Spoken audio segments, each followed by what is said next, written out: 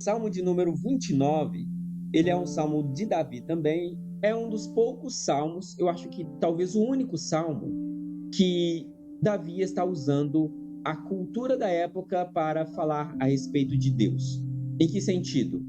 Havia entre os povos cananeus a crença da existência de vários deuses, Baal, Azera e outras divindades menores.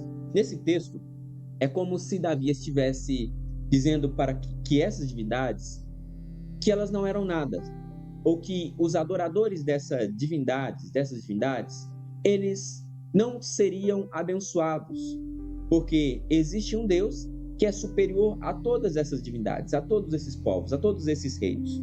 E a gente vai ver isso aqui acontecendo de uma maneira bem clara. Esse Salmo de número 29, ele fala cerca de 18 vezes a palavra Senhor, que no original é Yahvé. Então ele vai dizer aqui: dai ao Senhor, ó filhos dos poderosos, dai ao Senhor glória e força. É nessa parte, filhos dos poderosos, que nós encontramos uma referência aos deuses daquela época. Filhos dos poderosos, então, seriam aquelas pessoas que serviam a esses deuses. Então aqui não tem a ver com política, aqui não tem a ver com governadores, aqui não tem a ver com a elite. Como é que nós sabemos disso? Nós sabemos disso através da expressão em hebraico que fala das divindades daquela época. Como vocês já me conhecem aqui, nós trazemos uma explicação tanto devocional quanto teológica. Neste verso de número 1 está uma palavra que ela fala exatamente desses poderosos, desses deuses. Então, poderia ser usado assim no original: dai ao Senhor, ó filho dos poderosos, ou aos filhos dos deuses, dai ao Senhor glória e força. Verso de número 2, ele continua dizendo: dai ao Senhor a glória devida ao seu nome, adorai o Senhor na beleza da sua santidade. Perceba aqui, irmãos, que o texto não está tentando fazer uma discussão teológica, dizendo se aqueles deuses existem ou não, se são reais ou não, se é isso, se é aquilo. Não é isso. O que o texto está dizendo é: somente Deus deve receber a glória e o louvor. Não está questionando se aquela pessoa existiu, se aquele Deus existiu, se aquele santo existiu. Não é nada disso. Apenas o que Davi está querendo dizer é: Deus é o único que deve ser adorado. A voz do Senhor ouve-se sobre as águas. O Deus da glória troveja. O Senhor está sobre as muitas águas. Essas muitas águas aqui, dizem os teólogos, os estudiosos, que é como se Davi estivesse fazendo referência ao panteão cananeu, onde você tinha lá vários deuses, que todas essas pessoas, que todos esses deuses, esse grupo de pessoas devem reconhecer a divindade do Senhor, que só existe um Deus, e esse Deus, a sua voz, ecoa-se sobre todos os povos, sobre todas as tradições, povos e línguas. A voz do Senhor é poderosa, a voz do Senhor é cheia de majestade. Muitas pessoas, quando vão evangelizar, ele fica tentando pegar a pessoa a ser evangelizada em algum ponto de fé da pessoa. Às vezes a pessoa tem uma devoção a um santo, por exemplo, ao Padre Cícero, Padim Cício, e a pessoa começa a falar mal do Padre Cícero, ou falar mal de Maria, ou falar mal de A ou de B. Perceba que o que Davi está fazendo aqui não é falar mal desses deuses. O que ele está dizendo é: reconheço e exalto a grandeza do meu Deus. Somente a sua voz é poderosa, somente a sua voz ecoa de majestade em majestade.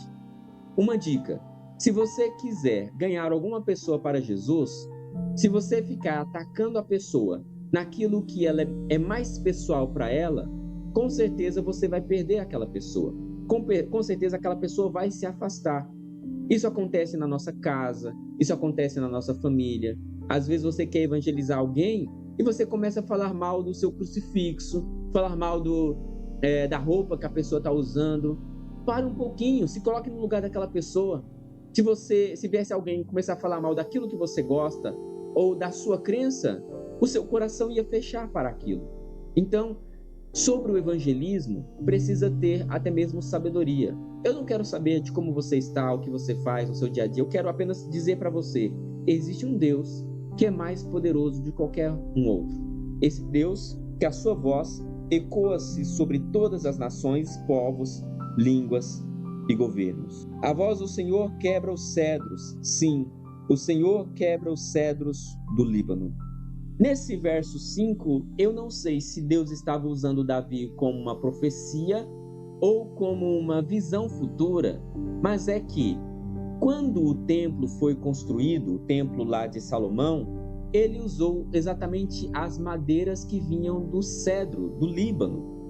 E essa madeira, ela foi usada para construir o templo mais oponente para Deus daquele tempo.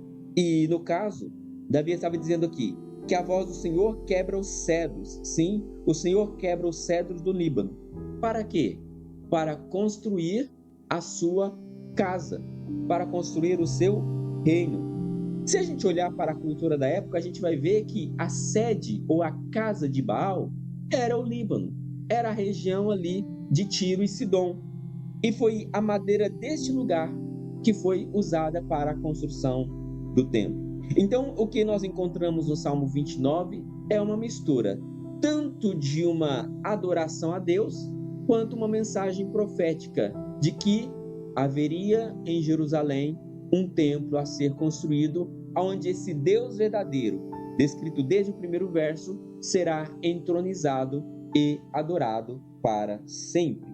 Verso 6: Ele os fará saltar como um bezerro ao Líbano e Sidom, como novos unicórnios. Perceba, a expressão que Davi usou aqui é bezerros.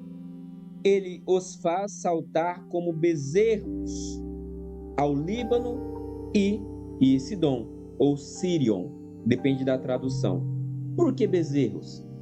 Lembra qual foi o animal escolhido por Arão para representar Deus ali no deserto? Quando Moisés estava lá no monte e o povo começou a pressionar Arão, dizendo: faça-nos um Deus, faça-nos um Deus. Moisés com certeza já morreu. Eles constroem ali um bezerro como a representação de Yahvé. E tem na arqueologia várias referências de a representação de Yahvé como um ídolo, no período em que Israel estava em pecado. E eles sempre faziam a referência a Yahvé como um bezerro, como cabeça de touro ou bezerro, né? Eles imaginavam que a face de Deus era como a face de um bezerro. Só que aqui no caso, no verso de número 8, ele está fazendo uma referência não da forma idolátrica. Por ser um texto poético, ele traz aqui muita simbologia. Por ser um texto poético, ele trabalha de nuances culturais que às vezes a gente não consegue entender. E é por isso que você consegue observar porque que o maior símbolo da economia é um bezerro de ouro, né? Um touro, na verdade, que está lá no Wall Street, que é um bezerro dourado, que representa o poder do dinheiro. Então, o verso de número 29 é uma clamação também para que as pessoas reconhecessem que existe apenas um único Deus. E esse Deus é Yahvé, esse Deus é Jeová. Então, não é o dinheiro, não é poder, não é a política, não é nada disso. A voz do Senhor separa as labaredas do fogo. A voz do Senhor faz tremer o deserto, e o Senhor faz tremer o deserto de Cádiz. A voz do Senhor ecoa sobre as pessoas, ecoa sobre o mundo. A voz do Senhor está aí para ser ouvida. Muitas pessoas querem viver suas vidas de uma maneira a não se preocupar com a voz de Deus. Sinto muito dizer para você, mas não tem como. Nós sempre devemos dar atenção à voz de Deus, porque a voz do Senhor se faz sempre ser ouvida. A voz do Senhor faz parir as servas e desnuda as brechas, e no seu templo cada um diz glória. No seu templo, na sua casa, na sua morada, cada um diz glória. Ou seja, aquelas pessoas que outrora estavam no mundo, essa pessoa estará na casa de Deus dizendo glória. Aquela pessoa que seguia a outros deuses estará finalmente diante da presença do Senhor e dirá glória, bendito seja Deus. Todos os povos dirão glória, Existe apenas um único Deus e este Deus reina em nossos corações. O Senhor se assentou sobre o dilúvio. O Senhor se assenta como rei perpetuamente. O Senhor está reinando e ninguém mais pode tirar o seu reino. Ninguém mais pode tirar a sua casa. Ninguém mais pode tirar o seu trono. Irmãos, isso enche o nosso coração de alegria, por quê? Porque nós reconhecemos que nós adoramos a um Deus, que Ele é Rei. E não existe nenhuma outra força, seja da natureza, seja força religiosa ou força política, que pode agir contra esse Deus, o qual nós adoramos. O Senhor dará força ao seu povo, o Senhor abençoará o seu povo com paz. Eu não sei você, mas eu quero ser este povo. Eu quero fazer parte da casa do Senhor. Eu quero viver na sua presença e quero dizer: Senhor, reine sobre a minha vida perpetuamente. Senhor Deus, estamos aqui mais uma vez e dizemos a Ti: reine em nosso coração, reine em nossa vida, reine em nossa casa e faça, Senhor Deus, morada cada vez mais em nossas vidas. Pai querido, muito obrigado, Senhor Deus, por essa palavra. Muito obrigado, Senhor Deus, por este ensinamento, onde nós aprendemos, Senhor Deus, que não existe outro Deus semelhante a Ti.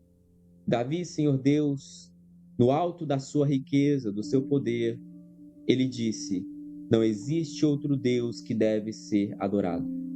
Não existe outro rei que possa ser adorado a não ser o Deus de Israel, Yahvé, o Deus que reina.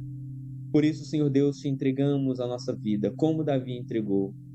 E dizemos, Senhor Deus, podemos ter muitas coisas na nossa vida, mas todas essas coisas serão perdidas se não reconhecermos a grandeza do seu poder, a grandeza da sua força, a grandeza de quem o Senhor é. Reine em nós, vive em nós, para todo sempre, para que possamos viver de acordo com a tua vontade. Em nome de Jesus. Amém e amém.